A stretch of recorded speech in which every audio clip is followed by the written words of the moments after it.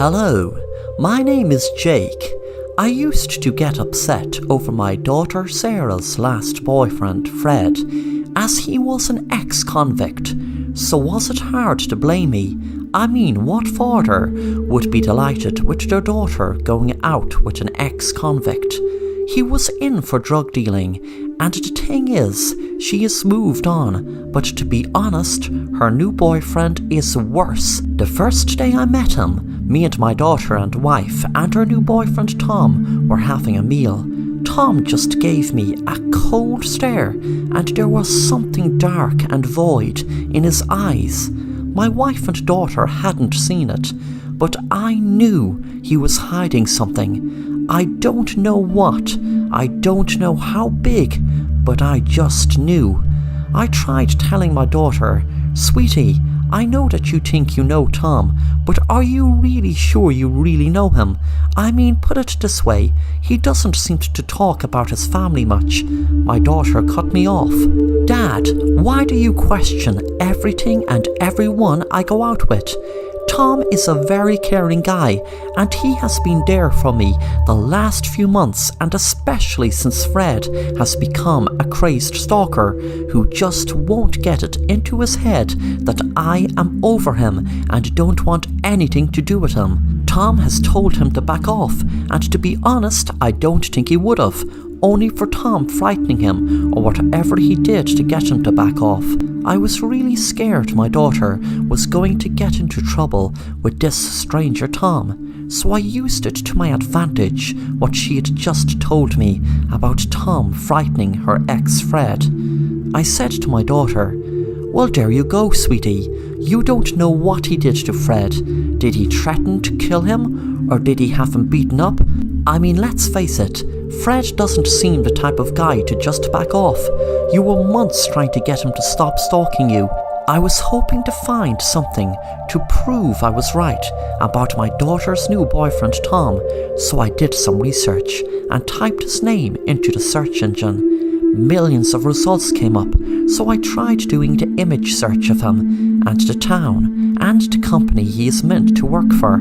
I was hoping he wouldn't appear at all, that he was just giving a false name, and he would be cut out way before anything bad happened to my daughter. But my hopes were dashed when his face popped up. Things came to a head one Friday night, when me and my daughter went to Tom's house. She was delighted I had accepted to go to his house for a meal. My daughter went in and I had just realised I'd left my phone in my car, so I went out and fetched it. A few seconds later, I heard a gunshot from inside Tom's house and my heart started racing. I ran into the house and saw my daughter crying inside there. I told her, "Get back." I had a gun with me at all times for protection, and my daughter knew about it. I told my daughter to stand back, and I kicked the door in and could see my daughter's ex bleeding to death on the ground. Tom was standing there shouting. I shot him in the head and explained to my daughter I had to, as he had his gun held to my head and was going to kill me. My daughter rang the police, and while I was waiting I saw her on the laptop and asked her what she was looking at. She told me, "Don't worry, Tom has CCTV inside the house and outside. I'll be able to show the police that you just shot him in self-defense." Then I noticed I could see my hand go in the window while I was pretending to fetch my phone, but I had went around knowing the window was open. All was ajar. It was a habit Tom had that was a real advantage to me. I was seen holding the gun in the window to the back of him and shooting Fred. My daughter knew now that it was me who shot Fred, and I had planned to burst the door open, pretending to have had to kill Tom before he had killed me. My plan was ruined now. That's why I knew what I had to do before the police came. I knew they would know that it was me that purposely set up Tom to look like the killer that killed Fred, but it was really me, and it was really me who killed Tom because I wanted to, not because it was self-defense. And I knew what I had to do before the police came, so I held the gun up to my daughter and pulled the trigger.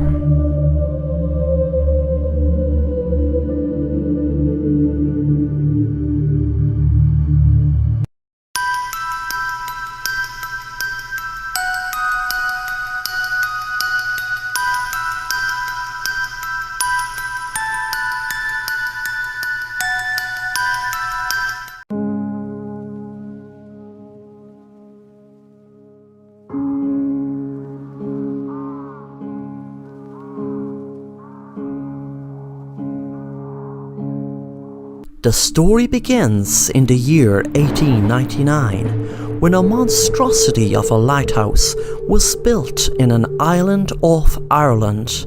The weather and storms surrounding the area were lethal, and some say at the worst of times there would be waves 100 feet high.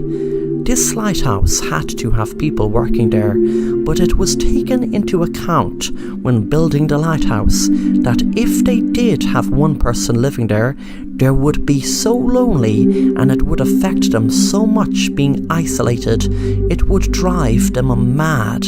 But if there were two, then them being together out in the middle of nowhere, it could drive them to kill each other. So that is what made it clear there would be 3 people working in the lighthouse. It went according to plan until 1900, when a photographer and his assistant and a very skilled sailor sailed out to the island, so the photographer could take photos of the lighthouse keepers and the lighthouse and island. It was then that everything got very strange, as they turned every stone in the island, looking all over for the 3 men, but couldn't find a trace of them. It was like they disappeared into thin air. It was not like them to have been swept away by being outside, as they usually always would go inside and bolt the door and stay in when it became evening, as they knew how dangerous the weather could get.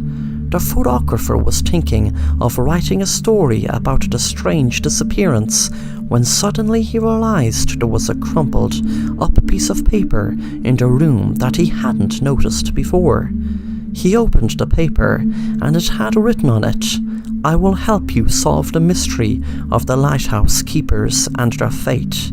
Wait outside the lighthouse at 4 p.m. The photographer was standing outside the lighthouse, hoping it was the right part, as it was so big. He was really anxious to find out who wrote the note and what they would say. There was no one on the island when they went looking, and they looked everywhere. Plus the island wasn't that big. Suddenly it got very stormy, and he could see a huge wall of water coming straight for him. It was then he realized that he wasn't only going to learn how the men died, but die exactly the same way. Just before the wave hit him, he saw the 3 ghosts of the men right in front of him.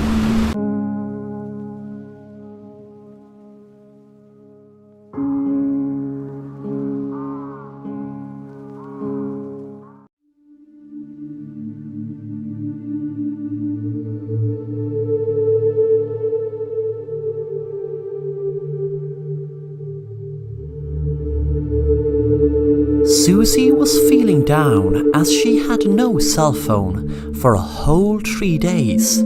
That might not be a long time to most people, but to Susie it felt like a whole month. She missed being able to scroll down news feeds and swiping through pics, etc. on social media. She knew it would take her a long time to save up for a new phone, so she decided to go into the local pawn shop to see could she pick up a second-hand one. She settled on a cool new-looking phone and paid her money and walked home. She couldn't wait till she got home to check it out, so she turned her phone on and was surprised a logo popped up on the screen right away. It was a circle with W in it. She just assumed it was some sort of app, so she clicked on it. That night she was sitting down watching TV, enjoying a good thriller movie, when her phone screen lit up. She checked to see what the notification was. She dropped her phone from her hand when she saw what she couldn't understand. It looked like a very pale woman's face came very close to the screen, and there was an awful sound came from her phone. She put the phone down again and continued to watch the movie. Suddenly it lit up again. This time she was hesitant in looking to see what it was.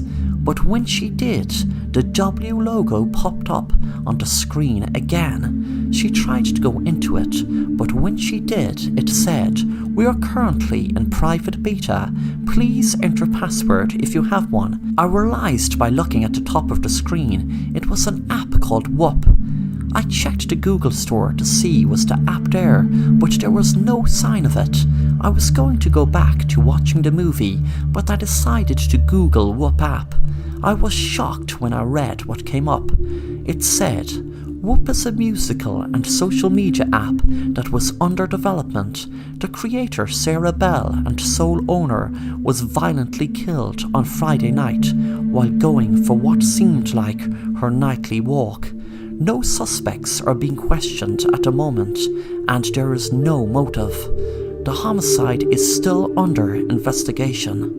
What I saw underneath the article sent shivers up my spine. It was a photo of a woman that looked exactly like the woman that popped up on my screen earlier.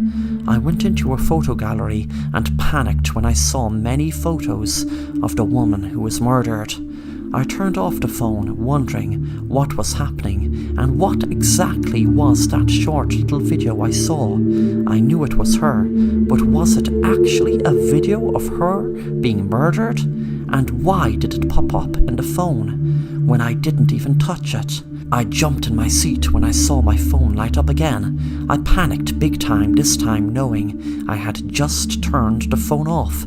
I was reluctant picking up the phone, but when I did, the words "be careful" were on the screen. Then as soon as I saw them, they had disappeared. I heard a noise at the door and thought it was my mind playing tricks on me until I heard footsteps. I knew now there was someone in my house with me. I felt a freezing shiver run up my spine and a lightheadedness with a mixture of fear and panic consume me. Suddenly a figure appeared in my room. I was expecting to see the woman who got killed standing there, but it was a man. The man spoke. "Well now there, don't be frightened. I had to kill that bitch because she stole my unique software for her app. You see, I was her partner before she got greedy and wanted to take full control of the app. You might wonder why I'm here and how I found you. Well, you can thank the wonder of technology and those great Find My Phone apps. I was just on my way to the pawn shop today when I realised someone had bought it. It made things so much more awkward for me, knowing that I will have to kill another person this time, a person I don't even know, to retrieve the phone. You know that if they got this phone, well then they would get me as the killer. You might ask why I didn't take the phone with me that night. Would you believe I took her damn wallet thinking it was her phone? But then again, maybe that made the cops think it was some random robbery. I froze in fear, wondering what he was going to do to me. Suddenly the phone made a sound, as if I got a new message. Then the screen burst into pieces, and a piece of glass stuck in the man's eye. Blood came squirting out. Then a hand came out of the screen and choked him to death.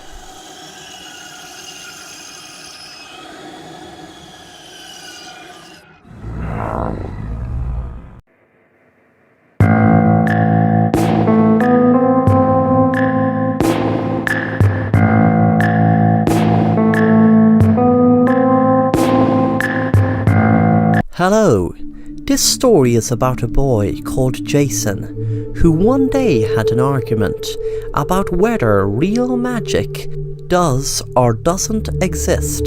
Jason told his friend Barry that it was just all tricks, but none of it was real magic.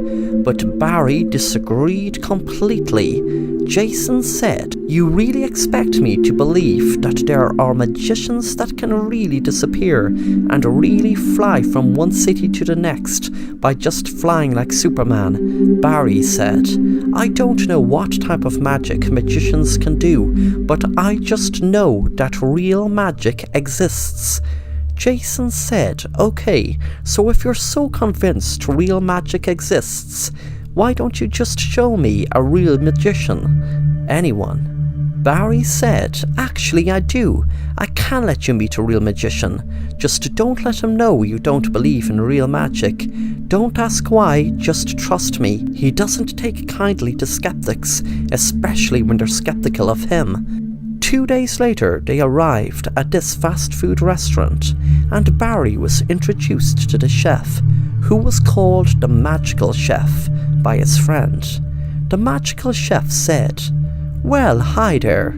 I don't usually talk about magic to people I don't know, but your friend there, Barry, is a great friend of mine, and any friend of Barry is a friend of mine."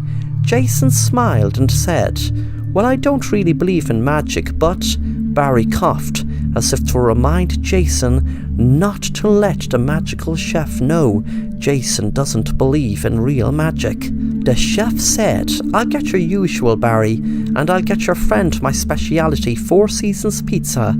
The chef was making the pizza, with his blood boiling, knowing Jason didn't believe in real magic. He told himself he would teach him a lesson, that magic was real. When the pizza arrived, Jason ate it like it was the first meal he had in a week. When he walked home that evening alone, it got really sunny, like a scorching hot summer's day, which was strange because just minutes ago it was a nice spring day, but kind of cold. It suddenly got very warm, and the sun started shining like a really hot summer's day. Then a few minutes later he was passing trees, and all the leaves were falling off them with the wind as if it just turned to autumn. Then suddenly it started snowing, like it was the middle of the winter. He was freaked out thinking of the name of the pizza, Four Seasons, and wondered, was that the chef's magic? He rang his friend, and his friend told him, "I'm not going to explain nothing more to you, except that the chef is a true magician, like I said, because magic is real. I told you this all along. You just need to believe, and I told you, if he knows you don't believe his magic is real, if he is in a bad mood, he is liable to do anything. I've heard stories." A few days later, Jason went into a restaurant in his town. He got a flyer from a person on the street with a voucher for a free dessert with the meal. After his meal, he realized the free dessert was a delicious ice cream. He enjoyed every bite of it. The waitress said to Jason, "You sure enjoyed that, I can see." Jason froze when he realized it was the Magical Chef, and the dessert was called Death by Chocolate. He wondered, did the chef poison the ice cream? Thankfully, he felt fine. Jason was walking home when suddenly an ice cream truck ran him over and killed him.